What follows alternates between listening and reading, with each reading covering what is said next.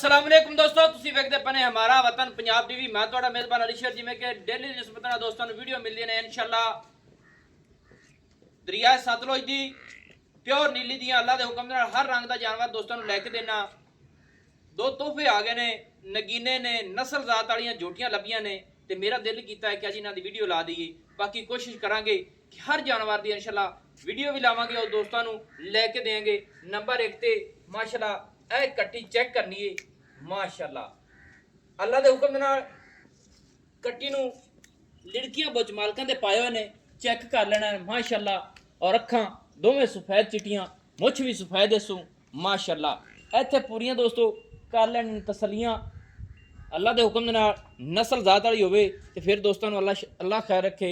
दोस्तों नू लेके देना, मुछ भी चेक कर लेनी है सफेद इसू माशाअल्लाह। एक साइड कान जेड़ा है बिल्कुल लिड़की पाई है, दूसरी ते बुच पाया है और नस्ल ज़ात वाली पशम वाली खड़ोमणी कट्टी दी कमाल दी है माशाअल्लाह। पूरी ते पशम है, चेक कर लेना है तो कोशिश करांगे कि रेट भी मुनासिब हो सी माशाअल्लाह।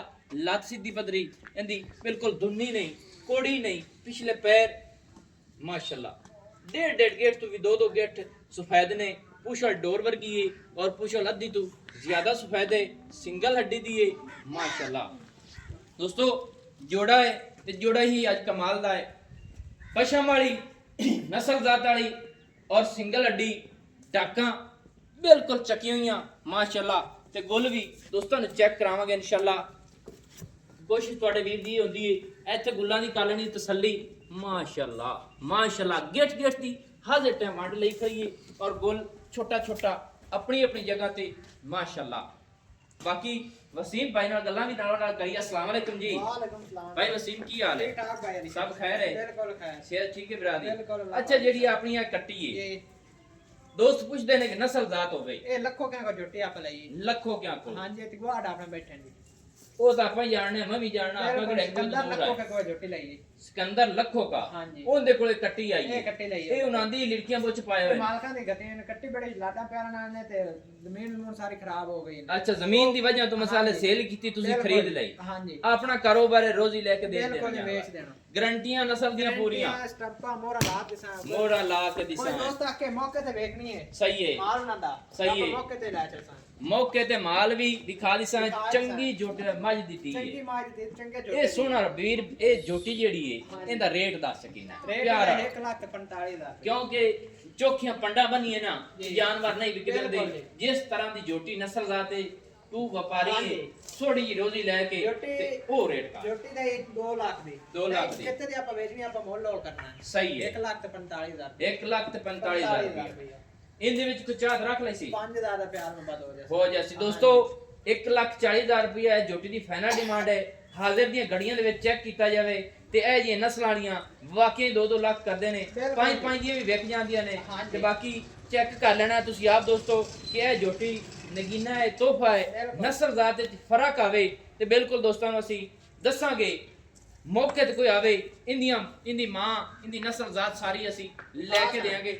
ਲੱਖੋ ਕਿਆਂ ਦੀ ਇਹ ਬਰੀਡ ਦੇ ਵਿੱਚ ਜੋਟੀ ਹੈ ਮਾਸ਼ਾਅੱਲਾ। ਨੰਬਰ 2 ਤੇ ਆ ਗਈ ਦੋਸਤੋ, ਇਹ ਵੀ ਵਿਖਾ ਦੇਂ ਦੋਸਤਾਂ ਨੂੰ ਮਾਸ਼ਾਅੱਲਾ माशाल्लाह। दोस्तों ए कट्टी दी भी मुछ सफेद है, खाडी भी सफेद है और सिंगी जेड़ी है ना मेरे ख्याल दे मुताबिक उम्र दे लिहाज नाल ए जी किधरे नहीं लभनी।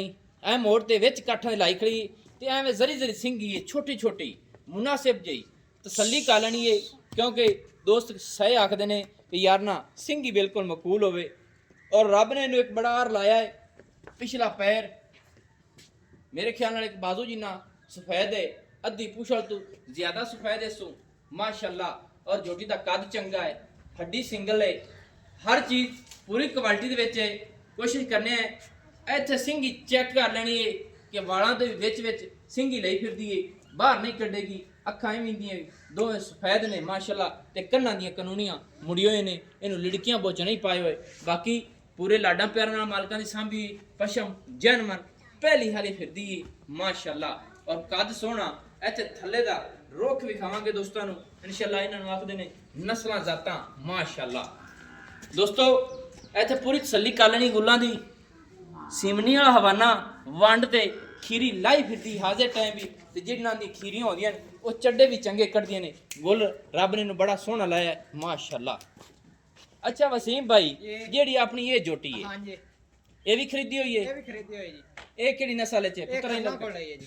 ਖਰਾਲੇ ਹਾਂਜੀ ਖਰਾਲ ਸਹੀ ਹੋ ਉਹਨਾਂ ਗਿਆ ਦਾ ਬੜੀ ਚੰਗੀ ਚੰਗੀ ਹੈ ਪਰ ਠਲਿਆ ਉਹਨਾਂ ਕੋਲ ਵੀ ਖਰਲਾਂ ਕੋਲ ਹੀ ਮੱਝਾਂ ਚੰਗੀਆਂ ਚੰਗੀਆਂ ਚੰਗੀਆਂ ਹਾਂਜੀ ਸਹੀ ਹੈ। ਹਾਂਜੀ ਆਪਣੇ ਤਾਲੇ ਚ ਜਿਹੜੇ ਬੰਦੇ ਬੈਠੇ ਨੇ ਸਾਰਿਆਂ ਕੋਲ ਮੈਂ ਚੰਗੀਆਂ ਜੀ। ਦੋਸਤੋ ਆਪਣਾ ਇੱਕ ਜ਼ਿੰਦਗੀ ਦਾ ਅਸੂਲ ਹੈ ਕਿ ਆਪਾਂ ਜਿੰਦੇ ਕੋਲ ਘਰ ਦੀ ਹੋਵੇ ਦੱਸਨੇ ਆ ਘਰ ਦੀ ਹਾਂਜੀ। ਤੇ ਜਿਹੜੀ ਜੋਟੀ ਵਪਾਰ ਦੀ ਹੋਵੇ ਬਿਲਕੁਲ, ਉਹ ਆਪੇ ਦੱਸਨੇ ਖਰੀਦੀ ਹੋਈ ਹੈ। ਵਪਾਰ ਦੀ ਹੈ।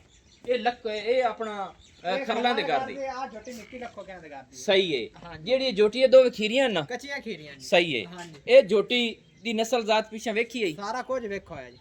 ਮਾਸ਼ਾਅੱਲਾ। ਇਹ ਵਸੀਮ ਭਾਈ ਦੇ ਡੇਰੇ ਤੇ ਆਏ ਅੱਲਾ ਦੇ ਹੁਕਮ ਨਾਲ ਜੋਟੀਆਂ ਕਮਾਲ ਦੀਆਂ ਨੇ ਤੇ ਇਹ ਜੋਟੀ ਦਾ ਆਪਣੇ ਦਾ ਰੇਟ ਕੀ ਹੈ? ਇਹਦਾ 1,85,000 ਰੁਪਏ ਜੀ। 1,85,000 ਰੁਪਇਆ।